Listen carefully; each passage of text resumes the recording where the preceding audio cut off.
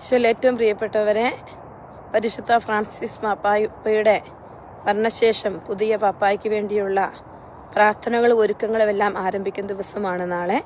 അപ്പോൾ നമുക്ക് എല്ലാവർക്കും ശക്തമായിട്ട് നമ്മുടെ പ്രാർത്ഥനകളിൽ, നമ്മുടെ ജപമാലകളിൽ എല്ലാം, വിശുദ്ധ ബലിയിലെല്ലാം ഓർത്ത് കർത്താവ് നമുക്ക് നമ്മുടെ സഭയെ നയിക്കാൻ നല്ലൊരു ഇടയനെ തരാനായിട്ട്, അപ്പോൾ കത്തോലിക്ക സഭയ്ക്ക് കർത്താവിൻ്റെ വലിയ തിരഞ്ഞെടുക്കപ്പെട്ട ഒരു ഇടയനെ ലഭിക്കാൻ നമുക്ക് ആഗ്രഹിച്ച് ഈ കാലഘട്ടത്തിൽ പ്രാർത്ഥിക്കാം.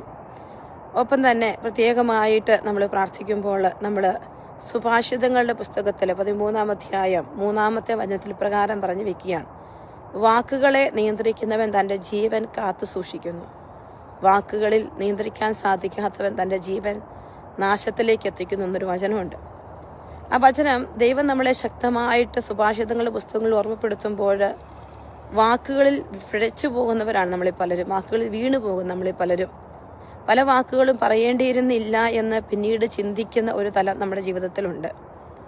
കർത്താവെ, അങ്ങ് എപ്പോഴും ഞങ്ങളോട് വചനത്തിലൂടെ പറയും, നിങ്ങളുടെ വാക്കുകൾ അതെ അതെ എന്നും അല്ല അല്ല എന്നുമായിരിക്കട്ടെ. പക്ഷെ പലപ്പോഴും മനുഷ്യരായ നമ്മുടെ ആഗ്രഹങ്ങൾക്ക് മുൻപിൽ, ചിലപ്പോൾ നമ്മുടെ ചില ഇമോഷൻസിൻ്റെ ലെവലിൽ നമ്മൾ പലതും സംസാരിക്കുകയാണ്.